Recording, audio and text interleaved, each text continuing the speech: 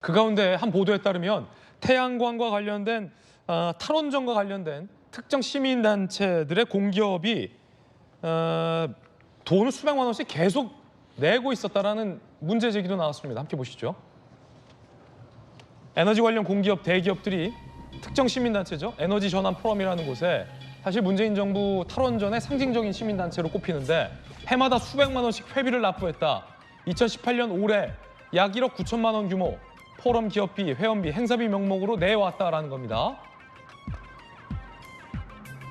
민간 에너지 기업 관계자들, 탈원전 내걸고 수금했다. 100여년의 재간이 없었다.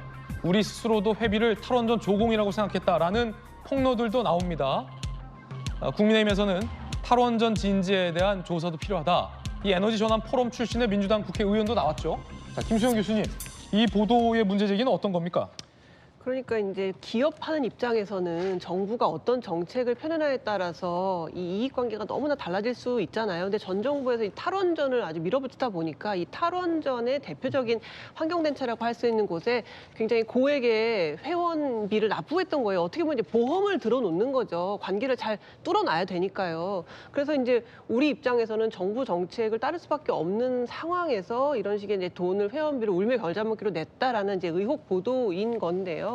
사실 이번에 이 사태는 에너지에 관련된 사태라고 보기보다는 비리에 대한 거거든요. 정부가 어떤 정책을 추진할 때 물론 단시간에 효과를 보여주고 싶겠죠. 그렇다 보니까 문재인 정부가 너무 성급했고 방금 최영도 의원님 말씀하신 것처럼 뭐 저장 장치라든가 전력망 같은 것들을 갖추지 않은 상태에서 그냥 태양광 패널만 전국에다 깔아놓은 거예요. 그러다 보니까 굉장히 그 환경 파괴도 있었고 제대로 된 에너지 정책이 안 됐고 그 과정에서 정보를 얻었던 공무원들이 요거 정보를 이용해서 돈을 벌 수 있겠네 이런 비리를 저지른 거거든요. 예전에 LH 사태 때와 비슷한 거예요. 어떻게 보면은 정보를 갖고 있는 상태에서 요걸로 돈을 벌었던 공무원들 그리고 그 뭐라고 할까요? 카르텔이라고 할까요? 환경단체와 정부가 이런 식으로 굉장히 가깝게 협업하면서 어떤 정부의 정책을 밀어주는 식의 일을 하다 보니까 기업들도 어쩔 수 없이 이런 단체들에게 돈을 댈 수밖에 없었겠죠. 그래서 이런 식의 관행들을 더 이상 하지 말자. 그 과정에 문제가 있었다는 걸 들여다보자는 거지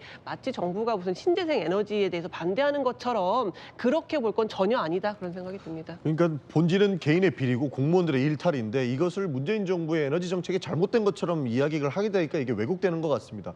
사실 문재인 정부에서 탈원전 정책을 한 것은 저는 방향성은 100% 맞았다라고 생각을 합니다. 그 이유가 뭐냐면 실제로 탈원전을 하는 것은 지금 원전 있는 거 없애자는 게 아니고 원전을 미래에는 조금 좀 지양해야 되는 것 아닌가 하는 의미에서 추진을 한 것이고요. 사실 실질적으로 박근혜 정부 원전 가동률보다 문재인 정부 가동률이 훨씬 더 높았다는 평가가 더 많습니다. 그런 측면에서 앞으로는 세계적 추세를 따라가야 된다라고 했던 것이고 못 먹어도 무조건 경제 정책으로 가야 된다는 것은 사실 모두가 동의할 거라고 보고 있습니다.